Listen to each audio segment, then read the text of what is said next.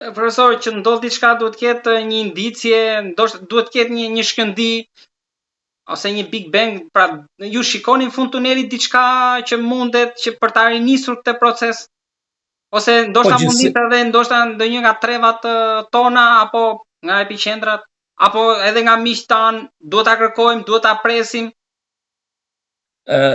Unë i përkas kategorisë qytetarëve shqiptar që nuk predisponojnë që të presin dhe të kërkojnë prej të huajve. Unë më shumë pledoj që inteligjenca shqiptare të angazhohet në këtë drejtim dhe të imponohet politikës. Projektet e mëdha kombëtare duhet shtyrë përpara nga brenda. Qendrat si Prishtina dhe Shkupi tashmë janë shndërruar në qendrat të kombit shqiptar. Ka lëvizje të reja në Maqedoninë e Veriut dhe pikërisht këto lëvizje janë sinjali se çështja shqiptare duhet të rishikuar. Funksionalizimi i Republikës së Kosovës nëpër masat që ndodhi këto 5 vitet e fundit duke shtrirë sovranitetin në veriun e saj, në njërin prej cepave më të jashtëzakonshëm të hapësirës shqiptare, me pasuri minerare dhe nëntoksore dhe mbitoksore, i jep peshë pastaj edhe mundësive tjera për shqiptarët në Maqedoni. Duket se Maqedonia nuk do të mund të ekzistojë si shtet dhe në këtë zhvillim të përshpejtuar të situatës, shqiptarët duhet të jenë në pozicionin që të marrin atë që ju takon. Profesor, për të shtyrë përpara këto procese të çështjes shqiptare, duhen dhe burra shteti. E kemi ne një të tillë apo jo në trevat tona? Do të ishte mirë që të kishim më shumë, por gjithsesi kemi.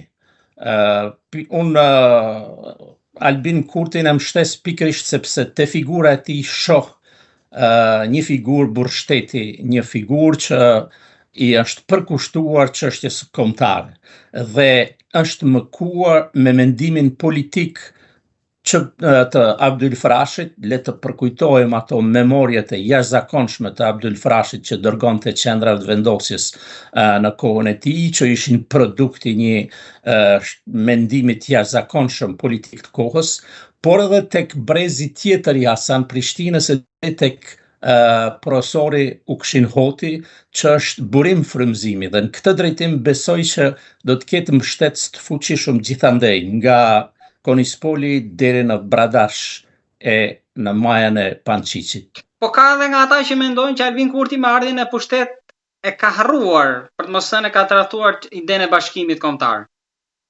Jo, kjo është pjesë e luftës hibride serbo-ruse.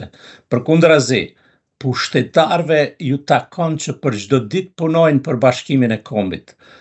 Dhe marrëveshjet që janë bërë mes dy qeverive tona, me sa kam unë informacion, pothuajse janë realizuar në përmasën më të madhe shumica e tyre. Ndërkaq më lejo që të sjell një të dhënë signifikative në këtë drejtim. 27 rrugë që janë hapur brenda këtyre 3 vjetëve të fundit, 4 vjetëve të fundit, lidhin dy republikat tona më mirë se sa çdo rrugë tjetër përveç kësaj të kombit.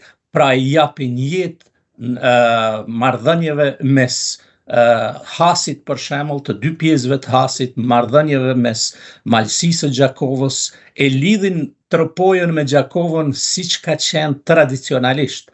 Dhe në këtë mënyrë ecët tutje, ndërkaq unë nuk dua ta nënçmoj faktin që për herë të parë fëmijët e gjithë hapësirës shqiptare mësojnë nga një abetare. Është nënshkruar marrëveshja dhe ka ecur procesi i hartimit dhe të projektit dhe fizibilitetit të hekurudhës shqiptare. Këta janë hapa gjigant. Janë nënshkruar marrëveshje të veçanta në fushën e mbrojtjes.